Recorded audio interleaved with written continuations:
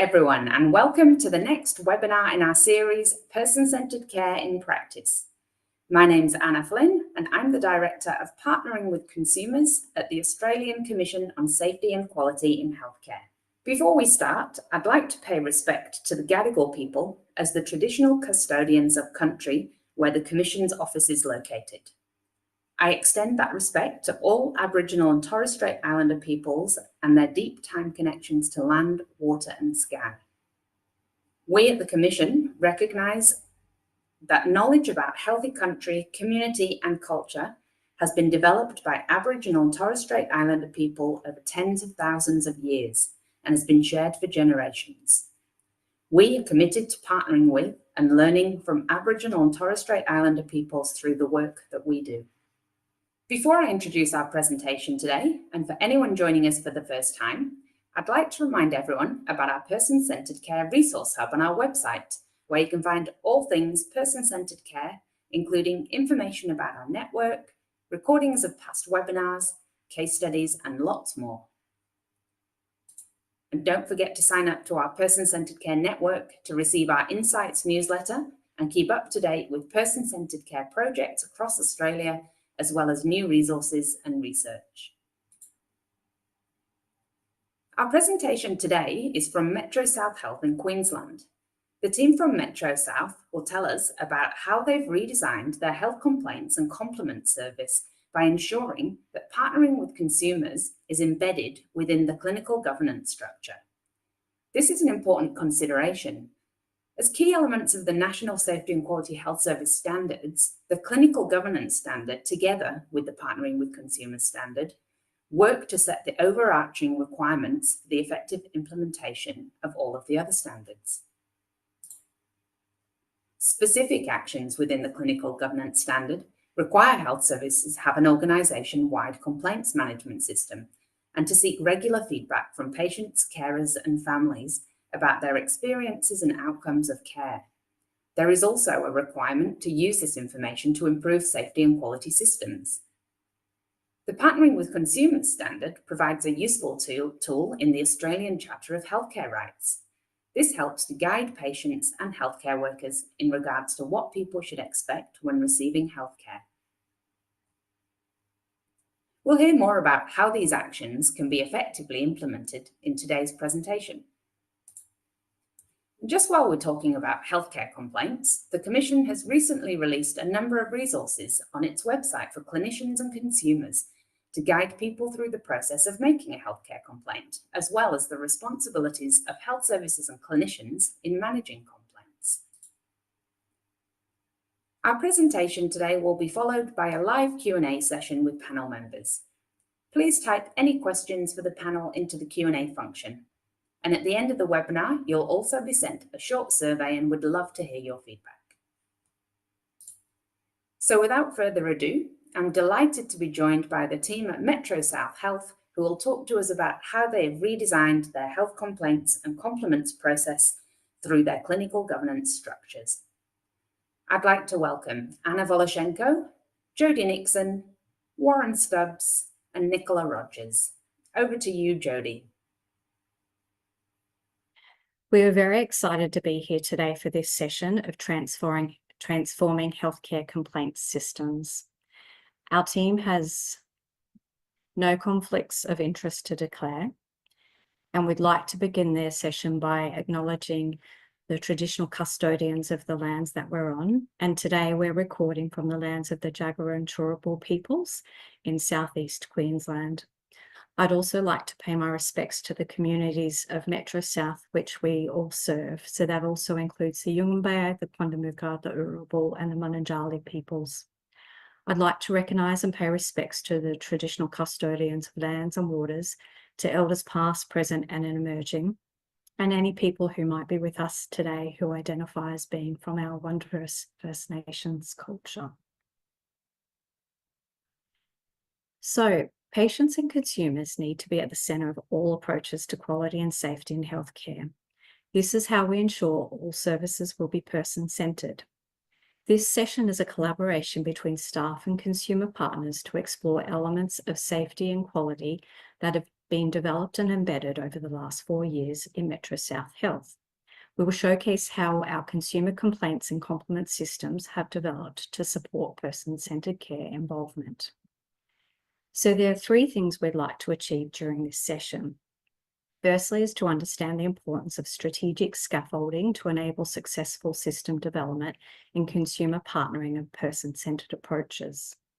Secondly, we're going to learn about person-centred complaints and complement systems, and then have the opportunity to share experiences and generate new ideas to take back to your own health service. You're going to meet a few of us today. So firstly, in the first part, you'll meet myself, Jodie Nixon, as the Manager for Consumer Partnering at Metro South Health, and my comrade Warren Stubbs, who is one of our consumer partners.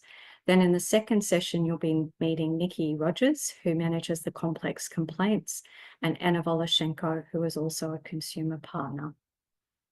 Consumer partnering can be messy and it can be complex. We've tried to reduce the messiness of our session. However, we also want to demonstrate that to be authentic connections, we have to sometimes get down and dirty and be a little bit messy. So to set the scene, I'm just going to show you a little bit about Metro South Health. So our region covers a land of over 360,000 square kilometres. There's an estimated 1.2 million residents, which is about 23% of the Queensland population. Our health service has 5 hospitals, 3 new health centres that opened last year, addiction and mental health services, and community and oral health services. The health service employs over 20,000 staff, and we currently have over 150 active consumer partners. Approximately 21% of our community speak a language other than English at home. Across the Metro South region, the top 5 non-English language groups are Chinese, Indo-Aryan, Vietnamese, Southeast Asian, and Korean. Approximately 20% of people identify as living with a disability. To build relationships with our community, we aim to feel that all people feel safe and welcome when they come to our services. Over the last 4 years, we have used a systems approach to methodically and sometimes chaotically build the capacity of our organisation and our consumers to partner effectively. There are 3 primary guiding frameworks that scaffold our organisation's direction and give us the power to influence change. This includes our legislative required consumer and community engagement strategy, our safety and quality strategy, and our national standards, Standard 2 Partnering with Consumers Action Plan. Using this systems approach has elevated, promoted, and improved the visibility of consumer partnering throughout the organisation. This influence enables us to continually ensure person-centred care is at the centre of all that we do. Our executive and leadership teams have supported and driven that we have consumer partners sitting on all national standard committees, both at the Metro South level, but also at the directorates. We also have consumer partners on all organisational strategic committees, such as our Disability Inclusion and Safety Committee, the Domestic and Family Violence Committee, Multicultural Committee, and our Elders Advisory Group. This representation ensures that consumers are active participants in the planning, design, delivery, measurement, and evaluation of our health services. The work from our consumer community engagement strategy, our safety and quality strategy, and our Standard 2 action plan and committee representation also leads to extensive consumer involvement in other areas of our health service. To ensure that our organisation meaningfully engages with our consumers, we have a dedicated consumer partner team that sits in the Metro South Clinical Governance Division, and each directorate has a person-centred care coordinator and a consumer liaison advisor team.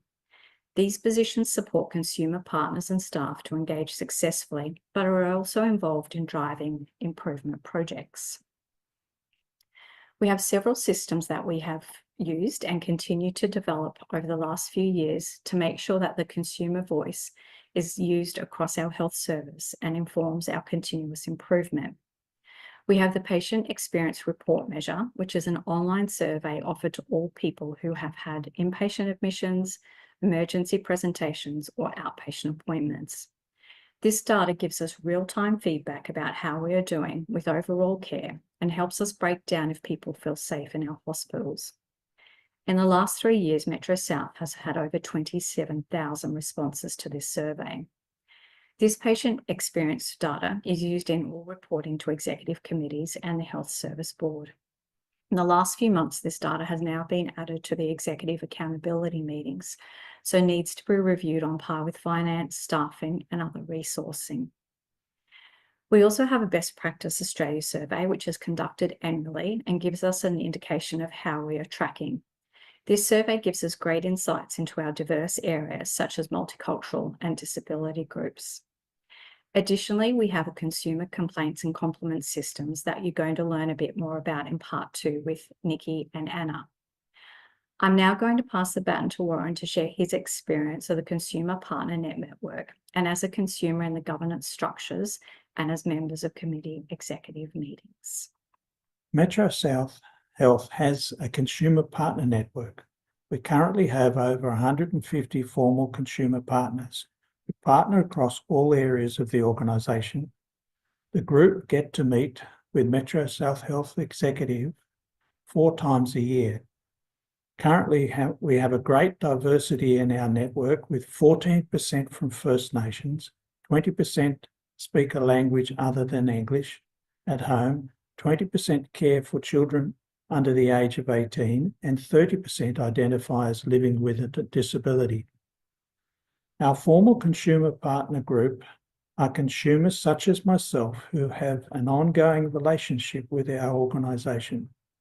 We all attend an orientation program where we learn about the organisation, including code of conduct, confidentiality, our values, and the exciting opportunities that await with the partnering ventures. This background understanding empowers us to have the confidence to engage as genuine partners. I'm going to share with you my reflections on some of my experiences as a consumer. With the transition to clinical governance, consumers were embedded in the decision-making tables. With this change, I had the benefit of influencing executive that consumer support staff and leadership were required, and saw some staff becoming more aware of the importance and value of partnering. Consumers had to let the new structure develop and mature before we were able to see the real benefits and flow-on effect. I sit on the Metro South Executive Safety and Quality Committee and the Bayside Standard 1 Committee. I've transitioned from being a consumer partner to being an active member of these committees. Some of the things that I have influenced and changed include the development of an acronym sheet and instigated a deep dive into our previous complaint system. This was a compliance-driven system that met legal requirements. We were ticking the box, but not hearing the genuine voice of the patient or family member concerns. My involvement in the executive committees has influenced a full review of the complaint system, enhancements of the team with newly introduced clinical positions to meet the needs of the growing voice and complexity of consumers accessing our services. The new system is inclusive of all our community. At our last meeting in February of this year, the executive received training from Nikki in how to respond to complex ministerial and Office of the Health Ombudsman letters. The chief executive reiterated that we need to hear the genuine voice of concern from our community and respond with compassion and empathy. I always feel that I have respect from the committee and the executive. We have worked together to find better solutions. Our take-home message is that you need to ensure your organisation has a systems approach to partnering with consumers. This includes support documents, genuine partnerships with the executive and consumers, and staff to support the programs. We are now handing over to Nikki and Anna to showcase the consumer complaints and compliments system that has been developed. Thanks, Warren. So to give you the background that led to transforming our complaints and compliments system, Metro South decided to review our existing system in 2020. We knew from the outset that what we really wanted to do was make sure that we were hearing from the whole community that makes up the Metro South region. For this to happen, we needed a user-friendly system that made it as easy as possible for patients and their key support people to make a complaint or give a compliment and really match the diverse needs of our community in the way that we made the system available. As we started this project, which we call the Have Your Say project, we learned that our existing system wasn't particularly inviting because, as I mentioned, we're a really diverse health district of Queensland, but to make a complaint or give a compliment, you had to do so in English, and you could only do so via traditional methods like speaking to staff face-to-face or making a phone call, sending an email or a handwritten letter to our Consumer Complaints and Compliments unit. We also learnt from our PREMS data that Jody touched on earlier that many consumers didn't actually know how to provide feedback to us when they were receiving care. At this point, we knew that to redesign a system that we hoped would maximise the voice of consumers, we needed to co-produce that same solution with those same consumers. So before I get into the details about how we did this, I'd just like to give some kudos to Dennis Morton and Angel Bugicevic, who were the project leads for this body of work and really brought the transformational energy to this space. Thanks to partnering with our people, we delivered a custom-built webpage through which consumers can make a complaint or give a compliment in multiple ways, and we redesigned the complaints and compliments form so that it was simplified and standardised across the district. But as many of you in the audience will know, meaningful consumer partnership can be tricky. You need the support of leadership, you need governance structures that effectively support and sustain you through not only development, but also implementation. You need a budget, you need the right consumers, and you need all of these factors whilst also managing the competing workload priorities that we all face every day. So how do we do it? To truly co-produce the outcomes, we started with a solid understanding of our community's demographic profile. We needed to know who it is that we serve. We then embedded their voice throughout the improvement cycle, not just in one aspect. I think there are many ways to effectively engage or partner with consumers, and each have their place and their strengths. So what we did was work smartly and brought multiple levels of engagement together in a way that made sense for the specifics of what we were trying to achieve with this redesign project. This included consulting extensively with both staff and consumers during the solution design phase of the project, which is usually the most straightforward example of partnering with consumers. In this aspect of engagement, we spoke with over 100 consumers one-to-one to deeply understand their needs. We were able to achieve this by using a staff member who was on light duties as part of a graduated return to work program. But our engagement also included having consumers as equal members on the project working group. This meant that when they were planning the project and when we were sifting and sorting through the results of the consultation, our discussions and understanding of what our people were trying to tell us was informed by consumers, not just staff. This brought a real richness to our discussions and decisions that could not have occurred with staff alone. And this inclusion could not have happened if our organisation had not embedded consumer partnering as our business as usual approach to clinical governance that Warren and Jody mentioned earlier. And lastly, all project plans, updates, outcomes and endorsements went through our Metro South Executive Safety and Quality Committee that had consumers like Warren as equal members of the committee. This meant that when the project plans and budgets were discussed and endorsed, the consumer lens was once again part of those discussions and decision-making at the table. For me, this is really the goal of consumer partnering. It's not about throwing the baby out with the bathwater and having consumers make all decisions, nor is it about staff continuing to make decisions about what they think people in our care need, which has been the historical path. It's about bringing the perspective of both sides together at the table to come up with really well-considered solution that makes the best of our combined expertise. Because of our co-production approach, we were able to develop a gold standard user-friendly system, which you can now see playing on the screen. The system now allows consumers to type out their complaint or compliment or record it as an audio or video file. This means that regardless of someone's physical capability, literacy skills, or communication needs, their perspective can easily be shared with us. The webpage is also translated into our top 10 different languages, which allows consumers to read the instructions for the page in their own language. It also means that consumers can make a complaint or give a compliment in their preferred language, and we engage interpreter services like you would for any other health setting.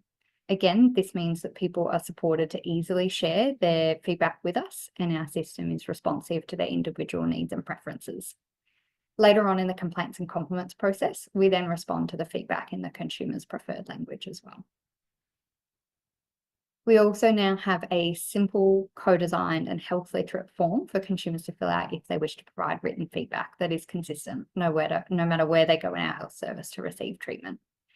In the age of digital healthcare, this form redesign was really important to staying true to our diverse needs principle, introducing an electronic option, but also retaining a written option for consumers of all needs, ages, abilities, and preferences. And last but not least, Metro South now has unprecedented insight into the demographics of the consumers using our complaints and compliments system. So whilst we've been able to report on a consumer's Aboriginal or Torres Strait Islander status and preferred language in our risk reporting system for several years, we now also know that for submissions that are coming through the online portal, 1% of feedback was submitted by consumers who identify as non-binary, genderqueer, or another gender identity. 18% of feedback was submitted by people living with a disability, and 24% of feedback has been submitted by consumers who were born overseas. For us consumers, being able to make a complaint or give a compliment in multiple ways means that all consumers are listened to, no matter who they are. All consumers are encouraged to provide feedback irrespective of their preferences and needs. This empowers consumers from all backgrounds and abilities to contribute. A greater diversity of perspective from consumers feeds into our service improvement initiatives, irrespective of their preferences, needs, backgrounds, and abilities. And ultimately, Metro South Health System facilitates person-centered care because the system itself is now person-centered at its core. So what comes next? Metro South is seeking excellence in consumer experience. So for us, this means that we will work with others to provide the healthcare that people need. We'll make sure our healthcare is safe and good quality, and we will ask people what they think about our care, and then we'll make it better based on the feedback shared with us. So this means our complaints and compliments system itself, the implementation of the system, the resourcing to run the system, and the workforce support to operate the system are critical to our organisation's strategic objectives. But as everyone in the audience knows well, effective implementation and sustaining project gains are probably the trickiest part of improvement work. This is where embedding consumer partnering as a business as usual approach in our clinical governance structures and supporting documents, cultivating those genuine partnerships between executive and consumers, and investing in staff to support partnering that Jodie and Warren mentioned earlier is really critical to this success. We've been ambitious in our to-do list, but I'm going to share a few specific steps that we've taken to implement and sustain the transformation of our complaint system. Firstly, we've introduced 2 clinical consumer liaison advisor positions, which manage not only our district's most complex clinical complaints, but also lead the strategic work we've set ourselves to achieve. Secondly, we've taken the time to formally evaluate the outcomes of the Have Your Say redesign project so that we can progress to the next iteration of the system. This evaluation has led us to updating and expanding our suite of supporting resources, which now includes a digital poster, a hard copy poster, a multilingual poster, a patient information leaflet, and a label for submission boxes if consumers choose to submit a hard copy form. We are complementing this with an implementation body of work that guides our district about how we display complaints and compliments forms and resources. It is great to have the resources that we do, but we want to make sure that we go the extra mile to display them in a cohesive, clear, and consistent way so it's really visible, accessible, and recognisable for consumers. I don't have a photo to share of these just yet, but we're hoping to do so in the near future. And lastly, we are tackling our approach to reporting complaints and compliments to try and really capitalise on the paradigm shift in our district towards curiosity about what our people are telling us is important, and that they are unique indicators of the safety and quality of how our health service is running. We've developed and endorsed an agreed set of key performance indicators with established methodology for each of those KPIs so that we can take the next step towards a robust, consistent reporting of complaints and compliments. And to do this, we really wanted to make sure that through our approach to reporting, we are promoting a reporting culture. We are able to hear about the safety of our system from the consumer perspective. We are getting a contextualized, aggregated picture of patient experience, and we're then able to use complaints and compliments as a real driver towards improvement. So at present, we are building a custom dashboard to enable reporting of these agreed key performance indicators and hope to have it fully implemented by the end of this year. The key learnings that we would like to take away from sharing our journey are: person-centered care needs the systems underpinning care to be person-centered. Consumer partnering needs to be embedded in your organization's clinical governance structures to enable successful project development and implementation. Consumers need to be involved in all aspects of development and design of projects to maximize the mutual benefit of consumer partnering. Meaningful consumer partnership requires effort, time, and resources, but it is necessary for the best possible results. Closing the loop with consumers is essential, especially in redesign projects. Making our system inclusive is challenging, but it makes a significant impact for patients and the care support people in our care. As a Metro South Health consumer partner of 10 years, I have seen many changes and never imagined that the system would provide an opportunity for consumers to sit on committees and be part of the planning, design, delivery, measurement, evaluation, and most important, decision-making process, thus contributing their thoughts and perspectives towards the improvement of healthcare services and support person-centered care. Our successful redesign of compliments and complaints has opened doors to strive towards other improvements, which will benefit both consumers and Metro South Health healthcare system in years to come. And it is because we are better together. So thank you for listening, and we look forward to your questions. Thank you, Anna. And I'd now like to welcome the team from Metro South who are here to take your questions. I'm just waiting for them to appear online. Here they come. Welcome, Anna, Nikki, Jody, and Warren. Thank you so much for that presentation. We've been doing some work at the Commission on healthcare complaints as well, and it's really beneficial to be able to see in practice how you can actually embed that process within your clinical governance structures to really bring about that level of accountability. Now, I have a question. I think Jody, probably I'll direct this one to you. But one of the things that people have told us when we've been asking them about healthcare complaints is that that really the reason they make the complaint is because they're actually wanting to ensure that something is changed and that something doesn't happen to someone else that might have happened to them. I'm just wondering, are you able to actually close the loop and be able to provide that level of feedback to the people that make those complaints? Absolutely. And I will answer that, but can I also just apologize? My typing is terrible and my spelling is terrible. So when I've been responding, there's multiple spelling mistakes in there. Please forgive me for that, everyone. Now back to your question. So we really try and make sure we've embed that in the process. So the expectation is everybody who puts in a complaint will get firstly an acknowledgement phone call, if at all possible, but we also will then go back to people with a summary of that that. So we really try and give them a response to their individual complaint, but we also really want to try and make it bigger and look at the changes that they can make. So an example, recently a complainant touched base with us about 3 weeks ago around the wait time in emergency department, which I'm sure lots of people on Wellline will also have had that experience. We were able to resolve the complainant after we went through the investigation, apologised authentically for their experience and gave them that really relevant information to their presentation.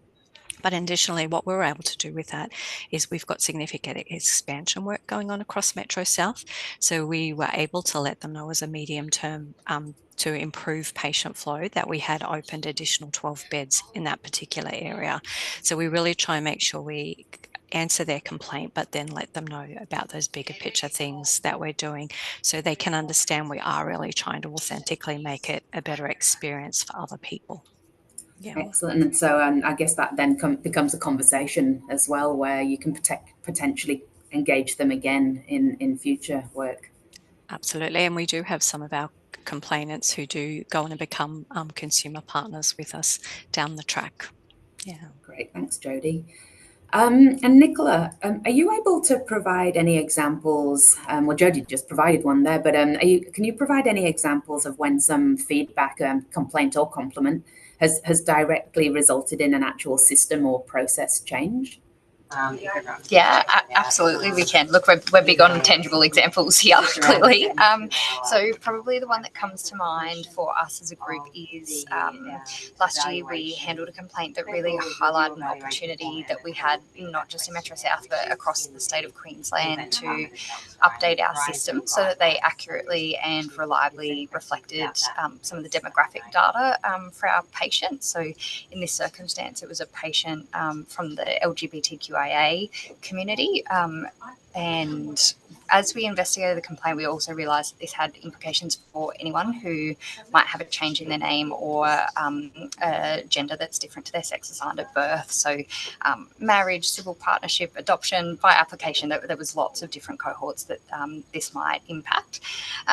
So statewide work is already in progress in Queensland, but this particular complaint highlighted how further change beyond what was already planned was needed to truly prevent recurrence of this experience. So the outcome is still in progress at the moment, but what we've been able to do once we've identified the case is really use it as a concrete example to escalate to the statewide teams. It's really real world and tangible for them to show why the further refinement than beyond what they had planned was needed, and the cohorts that it would impact, because it really is a truly preventable poor experience. So we're hopeful, outcome's not there yet, but hopeful that this will result in a system change so that the system becomes more person-centred, like what we've found through our complaint system, the system itself becomes more person-centred. That's brilliant. Thank you. Warren, so it would seem that obtaining and listening to feedback is part of the culture at Metro South. Are you able to talk to us about how you've managed to get to this point? And have you been able to actually demonstrate the value of complaints in the system? Yes, thank you for that opportunity. When we were discussing right at the beginning at the Executive Safety and Quality about governance issues around complaints, I was then able to bring into the discussion being able to introduce a standard 2 flavour into a standard 1 content. Yeah. And talk about the need for the type of resourcing that we need to make that happen, and for the not only the resourcing, but where that resource sits. So it's in part of the consumer partnering. So yes, we were able to solve a governance issue and a standard 1 issue, but we also created that standard 2 flavour that brought the process to genuine consumer focus. And just re-emphasising what was said previously, in our recent training, and imagine with a room full of decision-making executives being trained by Nikki on what should be in the content back to the patient, and the chief executive expressing, we need to know what their real concerns are. We need to have listened to them, not just comply by sending a letter back. That's the culture now that's leading by example. And so that allows those changes in partnership between the governance and the consumer partnering to make a big difference. And I was sitting in that meeting and allowing that to participate. Thanks, Warren. And there's a similar question online in terms of how do you support the consumers that are in these governance structures to feel like you do, empowered to be able to speak up and to be part of that system? We have 4 times a year a consumer partnering get-together where we help and share. So a live example, a consumer that had never recently arrived in Australia, who had never been on a recruitment committee, companioned with me, and the executive gave permission for that individual to be with me and to learn from that experience. That consumer representative has gone on to actually present and co-chair and be part of a committee. Fantastic. That's great. Thank you, Warren. Jodie, one of the things that we've talked about in these webinars before, it often comes up as an issue, is how do you reflect the diversity of the community? I think Warren touched on it there, but how do you identify and engage a diverse group of consumer representatives? And have you worked with specific community groups to encourage people to get involved? Yeah, absolutely. So I think the first thing that I think is really essential is that you actually need to understand who your consumer demographic profile is. And you would have seen on our second slide that we always do that, and we try and put that into any meetings or occasions as much as possible to really reinforce who actually is the community that we're serving. And we regularly review that and update that to changing demographics. What we also then do, there's no one answer to this. It's got to be multiple different things. So firstly, there's word of mouth. So consumers talk to their friends and their community and bring people on. We get some through, like we said before, the complaints process. But then we also go out specifically to community groups. And that's not just the consumer partnering team. We have a health equity and access team as well. So we will go out to specific community groups or non-government organisations as well to make sure we really get that diverse representation. And we're really proud, and you again would have seen that slide that Warren showed with the different consumer partners. We've got our diversity does reflect our community, and we also make sure that we don't just assume consumers want to sit on committees, because that can be pretty dry also. So we really make sure we have lots of different engagement forums that people can engage in a way that suits them. That's great. Thank you, Jodie. Anna, it's fantastic that the complaints page is available in 10 commonly spoken languages.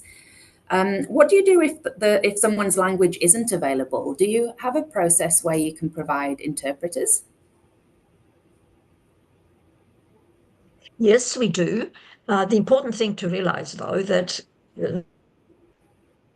Metro South Health as such has roughly over 200 different languages, and some of them are dialects, which means that they are not written, and that complicates matters. And the other important thing is that culture and spirituality influences in many, many ways the way that people view and respond to health and disease discussions about things like complaints and compliments. Hence, it's already been mentioned that our forms, which are translated into 10 most common languages that are spoken, have saying, well, have you say, rather than tell us what was good or bad. By having the have you say title, it means that it opens an opportunity for people to say what was good, what wasn't so good, and what could be improved. So that is important. But to answer your question, if we receive a feedback in other languages, we simply engage an interpreter to tell us what it is that is needed, and then the response is given in the language as well. And of course, when there is something that is difficult to translate, because some languages do not have an equivalent terminology, it's also dealt with in that sort of way. But just recently, we added another 2 languages, Burmese and Hazaragi, to our pool of resources, because that seems to be the one that is coming very common. And as Jody said, we do have that demographic information, so we can tell people and somehow get together and organize the translation of those kind of languages which are not available. We also simplified the resources, so they're in plain English. That can be read by some people from culturally diverse backgrounds, but it's also a lot easier to translate into another language. And that way, we are not missing out on any of the information that we need. But it is a complex issue, and it's with 21% of people who are not born in speak another language. Well, it is quite a sizable population. Yeah, that's great. And this might be one more for Jody, but have you noticed a marked improvement or increase, sorry, in the amount of feedback that you're actually receiving from a mixture of diverse communities or community groups? Might pass that one to Nikki. Okay.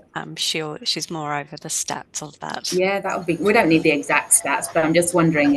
It's one of those occasions where sometimes there's a presumption that there's no feedback from the community because it's not been received, and it's just interesting when you provide that option and you actually promote it and you actively seek it. I'm wondering if you've actually seen a big increase in the feedback. Thanks, Anna. I'll take that one. So, look, in terms of uptake, the uptake hasn't been huge, but we're just mindful that we've got a couple of different compounding variables. So, as most people know, complaints are increasing statewide, nationally, and internationally. So we'd probably have to do a bit more rigorous analysis to be really confident of our findings about whether the accessibility measured was correlated with any increases. And I guess the other tricky thing is that whilst we can keep track of the submissions that people enter, we can't actually track when someone changes the web page into their preferred language.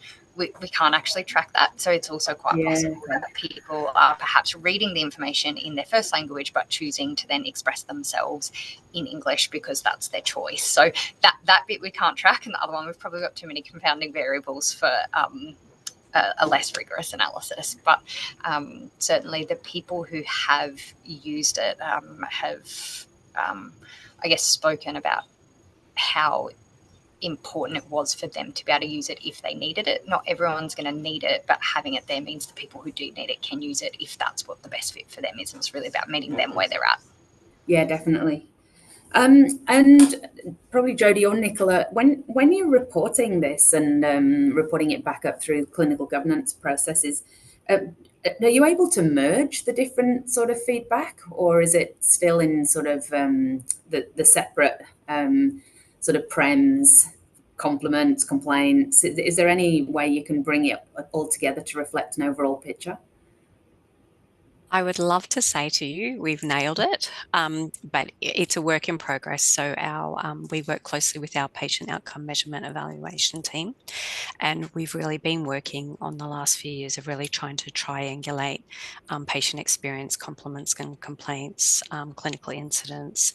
But the other thing we do, particularly with our PREMS data, we also match it in with our other auditing process. So an example of that is like with our informed consent. So we look at, are we meeting our documentation requirements? Are patients saying they're getting what they need for that? Are people feeling they've gone away and been given the information they needed to on go with their care. So I would say we're working at triangulating that, but have we got that system squared away? Not yet. Yeah. And I think somebody put something in the chat about how do you do that. But I think the first thing is to make sure you start combining those data sources. So to start with, we used to have just a standard 2 report where all the PREMS information went into that, and we've since realised that that's not helpful to anyone. So we now build it into the different reporting, and the questions that make sense go into that. Excellent. Okay, and there was a question in the chat as well about from the national standards perspective, how this fits in and if it's accredited. So there are, I think we touched on them at the beginning of the presentation, there are 2 actions in the national standards that look specifically at healthcare complaints. They are quite broad, though. They look very much at whether there's a mechanism, and it doesn't really delve into the detail of this sort of quality improvement and how that's reported. So I think that will be a good area for us to be looking at as we move towards the development of the 3rd standards, which we're starting to undertake at the moment. Quick plug for that. Another question, moving to the complements. Whilst you were presenting, I was thinking it's not often we touch on the complements and the impact that they can have. But I'm just wondering how is that relayed to your staff? And do you think that it results in improvements in morale? Yeah, I'm happy to take that one. I think you're spot on, Anna. We know that from like a safety 2 approach, looking at complements is just as important as doing large-scale analysis of complaints, because both tell us what our people are thinking and feeling and how our systems are operating. So usual business for us is for any complement that comes in, firstly, we share it with the respective team. We really want to reinforce that positive message and positive behaviour. And like you said, boost morale. Healthcare is not an easy job. It's not something you can take lightly. It's got significant consequences. So we really want people to know when the community is expressing their approval for it. And then more broadly, like Jodie mentioned, we're a pretty big health service. So we've got some big hospitals, we've got community health centres. There's lots of different pieces. So there is a little bit of variability in what makes sense about how to distribute that. But a couple of examples of what different areas do. We've got one really big hospital that sends like a daily compliments to each of the divisional directors so that they can share with their team. We've got another one of our smaller hospitals or medium-sized hospitals puts a de-identified example in their staff newsletter. So the bulletins that go out always start with that positive affirmation for staff. And then one of our smaller hospitals actually invites areas that are doing really well in their complements to come and speak at forums, so that other areas who are also at the forums can then learn from that and take the translatable or transferable lessons from it to their areas. So a bit of variability, but it gets it out in a wide way. Yeah, that's great. And you may have touched on this, but once the complaints are closed, do you ever go back to the people or complements to check in and see how they felt about the process? Yeah, I'm going to mimic Jodie here and say we haven't got this one quite squared away yet, but it's certainly on our radar. So like I mentioned, we set ourselves quite an ambitious to-do list. Part of when we redesigned the complaint system, we then did a 2-year evaluation of the program, and then that coincided with 6 months after that, we did a comprehensive update of our procedure. Quick plug for the Commission, we plugged the checklist for practitioners that the AHPRA and the Commission have put together. That's now embedded in our procedure, and we're just coming up to our evaluation of the procedure. So one of the things that we've identified is we won't be able to do it for this evaluation of the procedure, but next time we really would like to start collecting some of the experience data of people using our complaint system to help inform what we're doing. But we haven't got it squared away yet, but it's certainly on our radar. That's great. Thank you. And I'd like to go back to the consumers, Anna and Warren. Sorry, I used the word consumer, and I know that's not a popular word to use. So we're seeking your feedback as well on better terms. Anna, what are the lessons you've learned as part of the work that you've been doing, and what's on your to-do list? What would you like to see happen?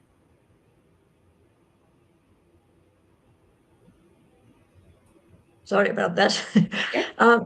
Well, I was really very surprised, having been around other health services, how Metro South have embraced the opinion of consumers and also take some measure in order to help and change some of the things which were not up to scratch. Now, my particular work in Metro South involved culturally diverse communities. And from that point of view, it was interesting to hear that those communities never really wanted to complain or do any other types of comments that might have been relevant because they were afraid of retribution. The other important thing was that they said that whatever it is that they were getting at Metro South Health was 1,000 times better than what they would have had done at home. So it just might have spurred some of the comments further. And this is why our team is looking at making health and services that are provided by Metro South equitable as much as possible, and not just to culturally diverse, but the disabled and LGBTQI teams, big one, because of refugees and the way that they came to this country, etc. But lessons learned, I guess, is that I think for the health system to improve, they need to listen to the ones that they serve, not the other way around. And that is such a difficult area because it has not happened before. And perhaps some people are not used to be questioned or asked about certain things, but it is important, and this is how health will improve, and this is how healthcare will thrive, because they will know what it is that they need to do for different types of people and their different types of needs and preferences. Such good insights. Thank you, Anna. Warren, how about your journey? Any lessons learned, and what are your ambitions for the future? Yes, you have to reflect upon the past sometimes to see where you've gone or how far you've come.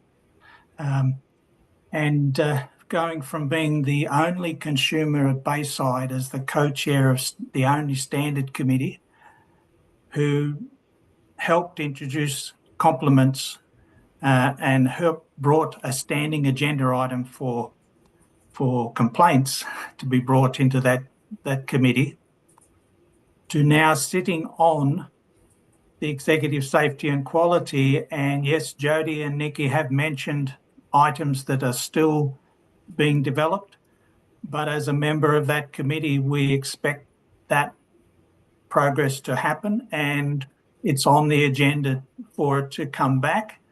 So, measured performance improves.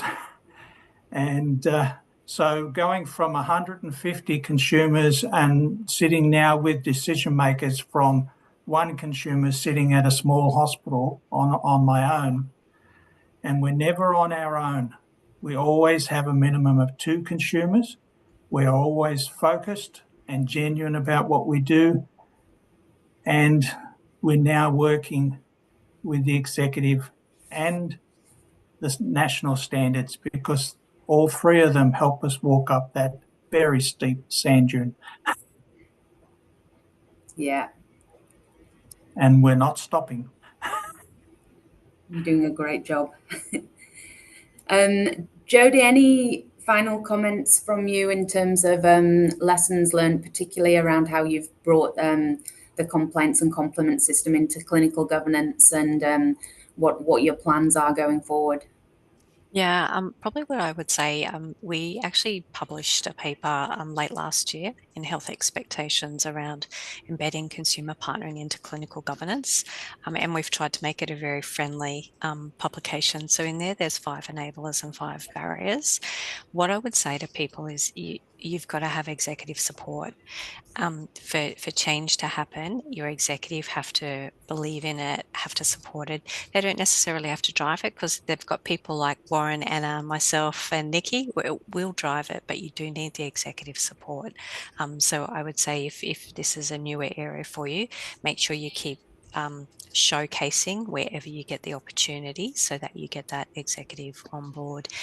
Our next plan is really trying to improve our data and making sure that the data we get is good data so that we can then use that to drive improvement as well. And we're in the process of getting a wonderful new dashboard built, but we've really done an extensive consultation about what in that is going to be usable to drive improvement.